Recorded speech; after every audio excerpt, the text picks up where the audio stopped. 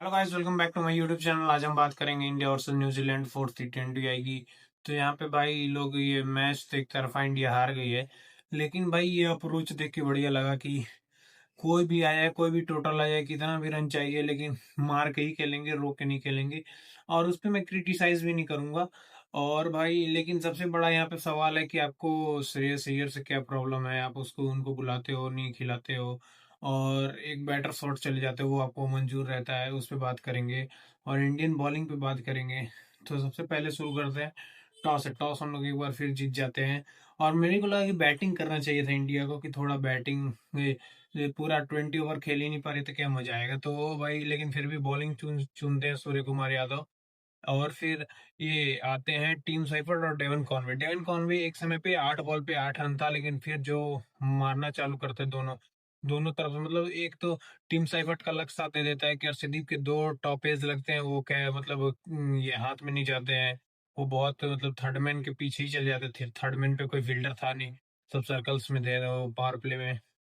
तो यहाँ पे थोड़ा सा लक चाहिए था और न्यूजीलैंड को फेवर कर जाता है वो लक। और भाई स्टार्ट उनका बहुत बहुत तगड़ा हो जाता है, 8 ओवर में 100 रन। तब जाके विकेट मिलता है, वो भी विकेट दिलाता है आपको कुलदीप यादव।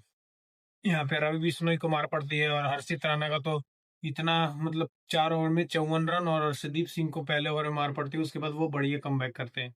लेकिन भाई थोड़ा सा तो प्रॉब्लम है हर्षदीप सिंह के साथ भी और हर्षित राणा के साथ भी, कि कंसिस्टेंसी नहीं है परफॉर्मेंस में। एक मैच अच्छा जाता है तो दूसरा में बहुत ज्यादा रन खा लेते हैं। मेरे को यही एक कंसर्न है कि एक मैच अच्छा जाएगा, दूसरे में आके बड़े बहुत रन खा लेंगे तो फिर दिक्कत हो जाएगा।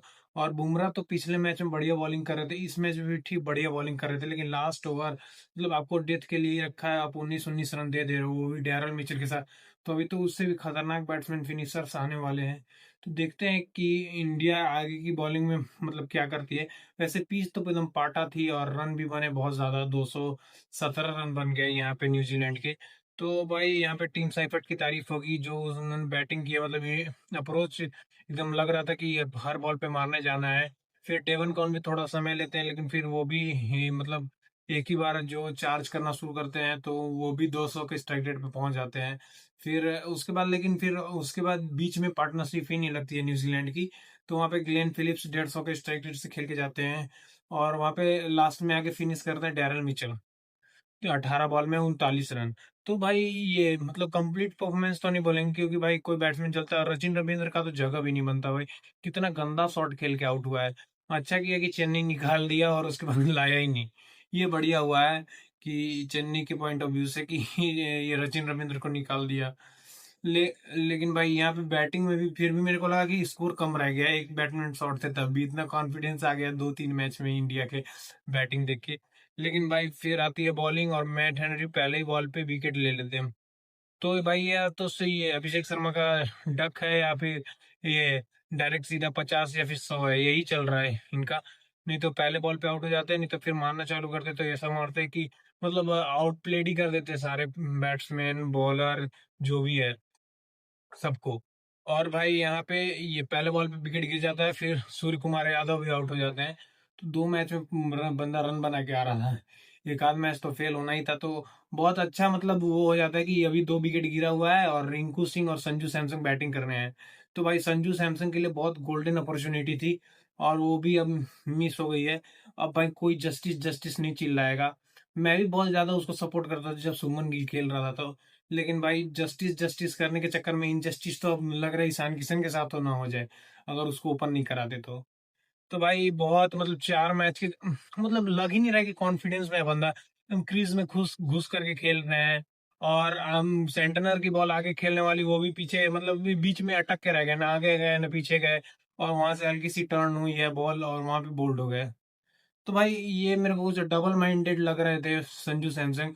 और ये चारों में मतलब फर्स्ट मैच में कुछ ठीक लगा था, मेरे को लगा कि ठीक चौका लग रहा है। तो भाई वो फ्लिक पे आउट हो गया, लेकिन उसके अलावा भाई कोई मैच में वो कंफर्टेबल नजर नहीं आया है। सारे मैच में तो डक ही है, फिर दूसरे मैच में एक छक्का लग जाता है, वहां पे डक पे आउट होने वाले थे, वो कैच छोड़ दिया डेवन कॉनवे। तीसरे पे जीरो पे आउट, चौथे में यही 24 रन बनाए हैं।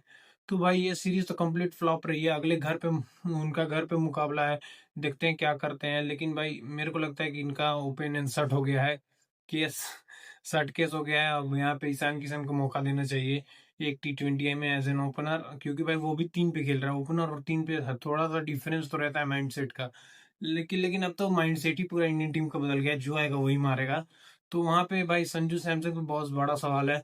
अगर आखिरी मैच मिलता है तो भाई उसमें भी परफॉर्म कर दो तो थोड़ा ठीक रहेगा। और आपका होम ग्राउंड भी है तो वहां पे परफॉर्मेंस होता है कि नहीं वो देखना पड़ेगा।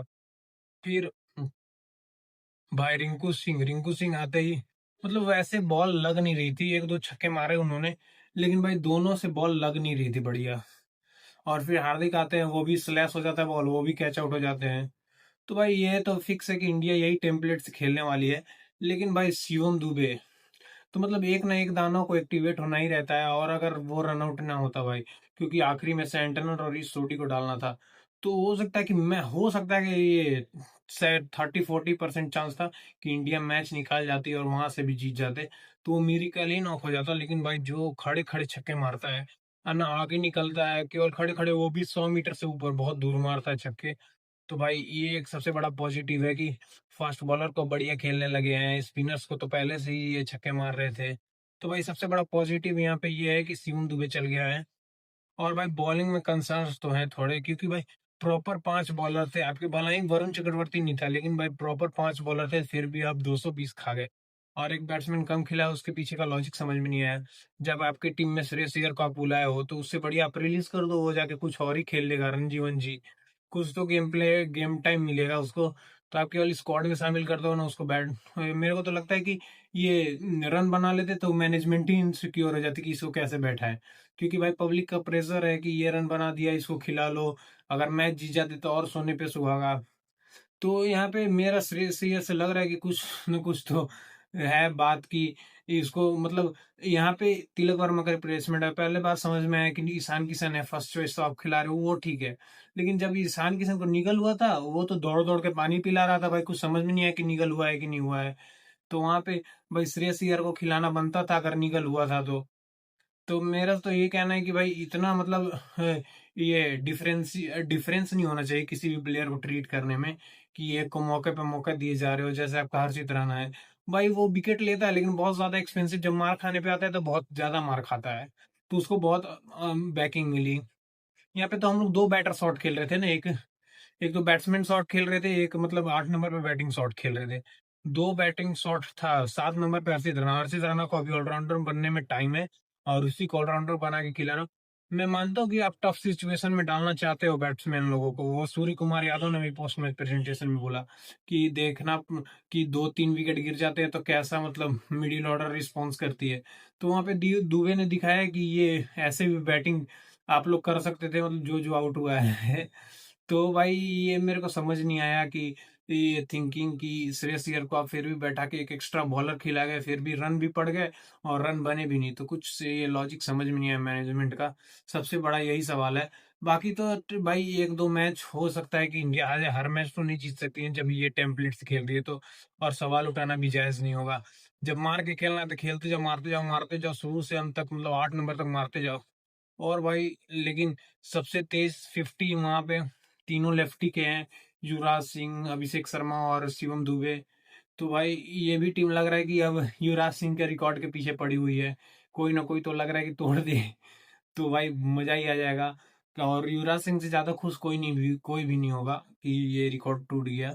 लेकिन भाई अगर ये टेम्पलेट है तो एक बैट्समैन तो चाहिए ना आपको 8 नंबर पे, और एक और 3 नंबर पे। तो वहां पे मेरे को थोड़ा सा समय, क्योंकि भाई सूर्या भी स्विंग के खिलाफ एक्सपोज हो गए थे, वो आप देखते तो। और उनका 4 नंबर ही ठीक है, उससे ऊपर वो मतलब इस स्विंग के सामने मतलब बैटिंग हो ही नहीं रही थी, ऐसा मेरे को लगा देख के। तो भाई यही था आज का वीडियो। ज्यादा क्रिटिसाइज तो नहीं करूंगा, लेकिन फिर भी एक दो बात है कि आप श्रेयस अय्यर को मौका नहीं देते हो। और फिर संजू का तो पता नहीं क्या होगा, वर्ल्ड कप में ओपन करेंगे कि नहीं करेंगे। और भाई अगर 5 बॉलर खिला रहे हो तो फिर भी इतना, वो भी प्रॉपर बॉलर, वो भी इतना रन खा जा रहा है, फ्लैट ट्रैक है तो आपको एक बैट्समैन एक्स्ट्रा भी तो खिलाना चाहिए था। यही बात है टोटल ओवरऑल। तो आज के लिए इतना ही, तब तक के लिए जय हिंद जय Bharat. Thank you so much. Like से सब्सक्राइब करें।